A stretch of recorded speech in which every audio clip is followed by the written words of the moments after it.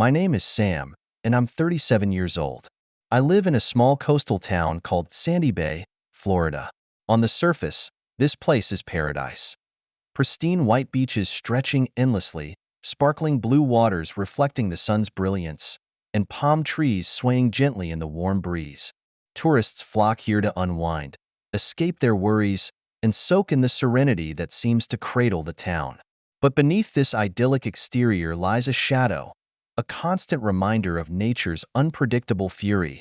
Hurricanes. I've lived in Sandy Bay my whole life. It's the place where I learned to ride a bike, where I fell in love with my wife, Megan, and now where we're raising our spirited 4-year-old son, Jake. Our modest but cozy home sits just a few blocks from the ocean, where the sound of waves lapping at the shore is a lullaby we've grown fond of. Life here is a tapestry woven from routine and unpredictability, with the rhythm of the waves often disrupted by the roar of winds heralding storms. This story begins on a morning that should have been like any other. The sun rose slowly, casting golden light across our bright kitchen, illuminating the chipped ceramic tiles that had seen countless family breakfasts. The comforting aroma of freshly brewed coffee wafted through the air as Megan stood by the stove, flipping pancakes, her auburn hair catching the morning light and glowing like a halo. Jake was sprawled on the living room floor, his toy cars scattered in a chaotic race, his giggles filling the house as he imagined himself piloting a spaceship to another galaxy. But something about the air that morning felt heavy, as if the world was holding its breath. The TV hummed softly in the background, tuned to the local news. Hurricane Laura continues to intensify, the meteorologist warned, his tone more serious than usual. Residents of Sandy Bay should prepare for a possible direct hit. I glanced at Megan, whose usually calm demeanor was edged with worry. "We've been through this before," I said, trying to reassure both her and myself. Yet deep down, unease gnawed at me. Laura wasn't just another storm. She felt different, more menacing. By mid-morning, the town had begun to stir with a palpable sense of urgency. The grocery store parking lot was packed, cars spilling out into the streets like a river of anxiety. Inside, the shelves were rapidly emptying as people grabbed water, canned goods, and flashlights. Jake sat in the cart, blissfully unaware of the tension, happily munching on a snack while Megan and I navigated the aisles, our hearts racing. As we loaded our car, I noticed our elderly neighbor, Mr. Frank, struggling to carry a case of water. He lived alone, his family far away, and I admired his resilience. Without a word, I walked over and lifted the case into his trunk. "Thanks, Sam," he said, his voice tinged with both gratitude and weariness. I could see the lines of worry etched into his forehead, a reflection of the years he had weathered storms alone. Back home, we began our preparations in earnest. Megan packed an emergency bag with clothes, important documents, and essentials, her movements quick and purposeful. I boarded up the windows, tested the generator, and secured anything in the yard that could become a projectile. Jake watched us curiously, his little face full of questions he didn't yet know how to ask. "Are we going to be okay, Daddy?" he finally ventured, his innocent eyes wide with concern. I knelt down, ruffled his hair, and smiled, trying to mask my own fears. As night fell, the winds began to pick up, rustling the palm trees outside like an ominous whisper.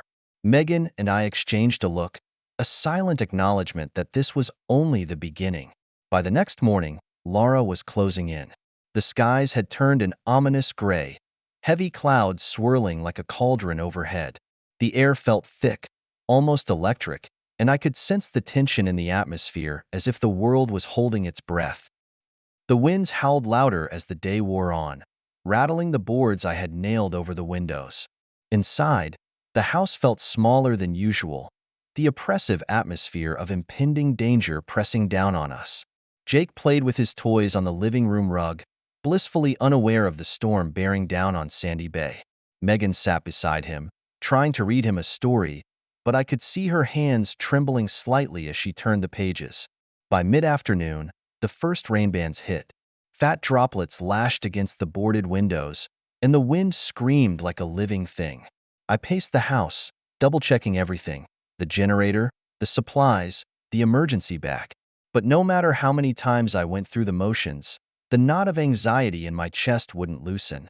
The power flickered once, twice, and then went out completely. Jake whimpered as the house plunged into semi-darkness, lit only by the gray light filtering through the cracks in the boards. Megan immediately pulled him close, whispering soothing words. I fired up the generator, and the comforting hum of electricity returned, but it did little to ease my nerves. Around 5 p.m., the storm intensified. The wind reached a fever pitch, and the rain came down in sheets so heavy it was like a solid wall of water.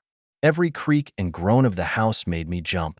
I checked my phone for updates, but the signal was spotty, and the latest advisory warned of a dangerous storm surge. The thought of the ocean rising and swallowing our neighborhood sent a chill down my spine. Then came the knock at the door. It was faint at first, almost drowned out by the storm, but unmistakable. Megan and I froze, exchanging a look of disbelief. Who would be out in this weather? Grabbing a flashlight, I cautiously approached the door, my heart pounding. "Who is it?" I called out, my voice barely audible over the howling wind. "It's Frank," came the reply, muffled but urgent. I unbolted the door and swung it open to find our elderly neighbor standing there, soaked to the bone and clutching a small duffel bag. His face was pale, his eyes wide with fear. "Sam, I'm sorry to bother you, but the water's rising fast at my place." "I didn't know where else to go," he said, his voice trembling. "Get inside." I pulled him in and quickly shut the door against the driving rain. Frank sank into a chair, shivering, as Megan wrapped a blanket around his shoulders. "Thank you," he murmured, his gratitude clear despite his exhaustion. As I peered out through a small crack in the boards, I saw what he meant. The street outside was quickly becoming a river, the water creeping closer to the house. The storm surge was here, and it was worse than I had imagined. By nightfall, the situation had escalated. The water was lapping at the front steps, and the wind was so loud it drowned out everything else. We huddled together in the living room, the flashlight beams casting eerie shadows on the walls. Jake had fallen asleep in Megan's arms, his small body rising and falling with each of her breaths. Then came the sound that froze my blood, a deep, guttural groan followed by a deafening crash. It was the roof of a house collapsing nearby. Megan's eyes met mine, wide with fear. "Sam, what do we do if—" she began. But I cut her off, unwilling to let her voice the worst-case scenario. "We're staying put," I said firmly, though my resolve was wavering. The storm was unlike anything I had ever experienced, and the thought of what might come next was terrifying. Suddenly, the generator sputtered and died, plunging us back into darkness. I cursed under my breath, fumbling for the flashlight. "Stay here," I told Megan, grabbing a tarp and heading out to check the generator. The moment I stepped outside, the storm hit me like a freight train. The rain stung my skin, and the wind nearly knocked me off my feet. I could barely see a foot in front of me, but I pressed on, determined to get the generator running. As I rounded the corner of the house, a flash of lightning illuminated the scene. The water was higher than I had realized, halfway up the driveway and rising fast. I reached the generator and quickly realized the problem. Debris had clogged the intake. My hands trembled as I cleared it, the storm battering me from all sides. Just as I got the generator running again, a deafening roar filled the air. I turned just in time to see a massive wave cresting down the street, a wall of water that swallowed everything in its path. My stomach dropped as I realized the storm surge had reached its peak, and it was coming for us. I sprinted back to the house, shouting for Megan. "Get to the attic. Now." She didn't hesitate, scooping Jake into her arms and grabbing Frank by the hand. We scrambled up the narrow staircase as the water burst through the front door, flooding the lower level of the house in seconds. The attic was cramped and hot, but it was our only refuge. We could hear the water rising below us, the sound of furniture and debris crashing against the walls. Jake was crying, clinging to Megan, while Frank muttered prayers under his breath. I forced myself to stay calm, even as fear clawed at the edges of my mind. Then, to our horror, the roof began to creak. The storm wasn't done with us yet. The creaking of the roof grew louder, each groan a stark reminder of the fragile line between survival and catastrophe. I pressed my hand against the attic ceiling, feeling the vibrations from the relentless wind. We were running out of time. Megan, hold on to Jake tightly, I said, my voice as steady as I could make it. Frank, are you okay? Frank nodded weakly, though his pale face said otherwise. The stress of the ordeal was taking its toll on him, and I worried he wouldn't hold up if things got worse, which they inevitably would. Lightning flashed, illuminating the small attic window. Through the streaked glass, I caught a glimpse of the neighborhood, or what was left of it. Cars bobbed like toys in the floodwaters, roofs of houses barely visible beneath the swirling chaos. The storm surge had consumed everything, and then the roof began to buckle. A deafening crack split the air as part of the ceiling gave way, sending shingles and debris crashing into the attic. Megan screamed, shielding Jake with her body. I threw myself over them instinctively, debris pelting my back like hailstones. "We need to get out of here," I shouted, the words barely audible over the storm. "But where can we go?" Megan cried, her voice trembling with panic. I scanned the attic frantically, my mind racing. Then I saw it, a small hatch leading to the roof. It was risky, but staying here was a death sentence. "We're going to the roof," I said, forcing confidence into my voice. "We'll signal for help." Using a metal rod I found among the clutter, I pried open the hatch and climbed up first, the storm immediately battering me with unrelenting fury. The roof was slick and unstable, but it was the only option. "Pass Jake to me," I yelled. Megan hesitated for a moment before lifting our son toward me. His small arms clung to my neck as I pulled him up, his sobs muffled by the howling wind. One by one, Megan and Frank followed. We clung to the roof, our bodies pressed flat against the sloped surface as the storm raged around us. The water below churned with debris, broken fences, shattered furniture, and the remnants of lives swept away. "We're sitting ducks up here," Frank muttered, his voice barely audible. He wasn't wrong. The storm showed no signs of letting up, and the roof felt as though it could collapse at any moment. I searched the horizon desperately, looking for any sign of rescue. Then, in the distance, I saw it, a faint beam of light cutting through the darkness. It was a rescue boat, its spotlight scanning the flooded streets. Relief surged through me, but it was short-lived. The boat was far away, and with the wind and rain, there was no guarantee they'd see us. "We need to signal them," I shouted, tearing off my soaked shirt and waving it wildly in the air. Megan joined me, using a piece of tarp we'd brought up. "Over here," she screamed, her voice hoarse. The boat's light wavered, then swung in our direction. For a moment, hope flickered in my chest. But then the roof beneath us shifted, the supports groaning ominously. "Hold on," I shouted, grabbing Jake and pulling him close. With a sickening lurch, the roof gave way, sending us plunging into the churning floodwaters below. The cold shock of the water stole my breath as we plunged into the swirling chaos below. My arms instinctively wrapped around Jake, his terrified screams muffled against my chest. The current was a relentless beast, tearing at us with icy claws. I fought to keep my head above water, my eyes darting wildly in search of Megan and Frank. "Megan!" I screamed, choking on salt water as a wave crashed over me. Through the dim light and pouring rain, I saw her, clinging desperately to a piece of debris, her face pale and frantic. She reached for me, her mouth moving, but her words were lost to the roar of the storm. "Hold on," I shouted, my voice hoarse. Frank was nowhere to be seen. Panic surged through me as I scanned the water, but the violent waves were unyielding, concealing everything in their wrath.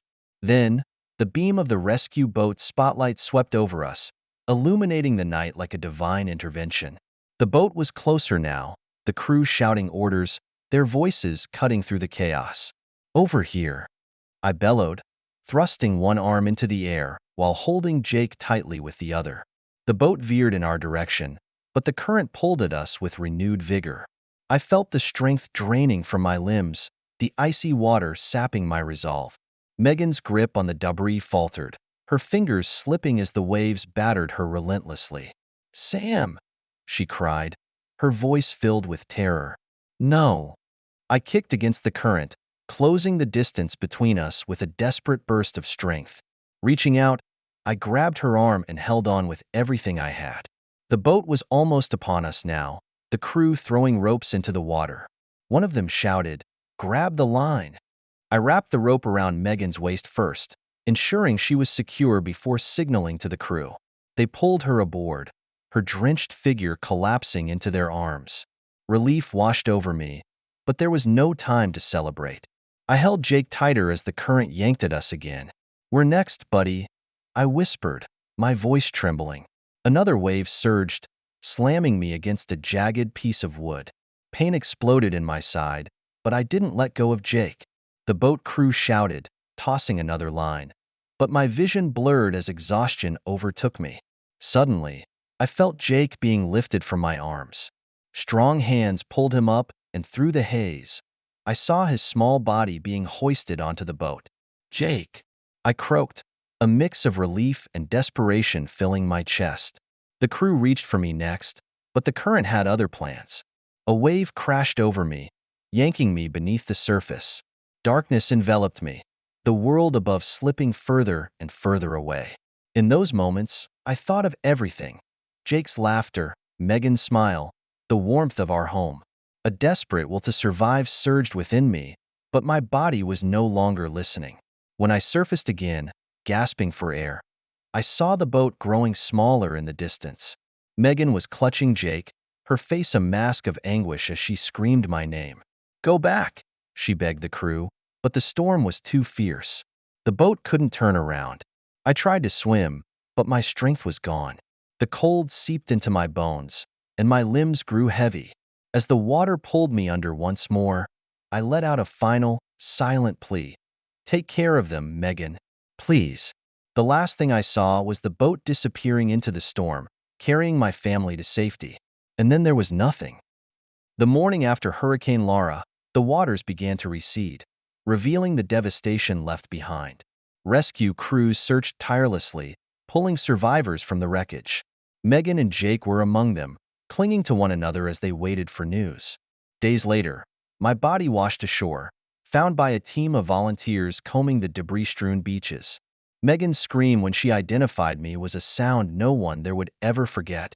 To this day, Megan tells Jake about me, the father who loved him so much he gave his life to save him. In Sandy Bay, my name is remembered alongside the storm, a small part of the town's tragic history. But for Megan and Jake, it's more personal. Every time they hear the waves crashing against the shore, they think of me. And in some way, I hope they know I'm still with them, carried in the tide, watching over them, forever a part of the sea. If you haven't subscribed to our channel yet, I'd really appreciate it if you took a moment to click that button. I put a lot of effort into searching through Reddit so you can enjoy the stories I found just for you. You already know what to do. Comment what you think about this story. I'll respond to you. See you in the next video.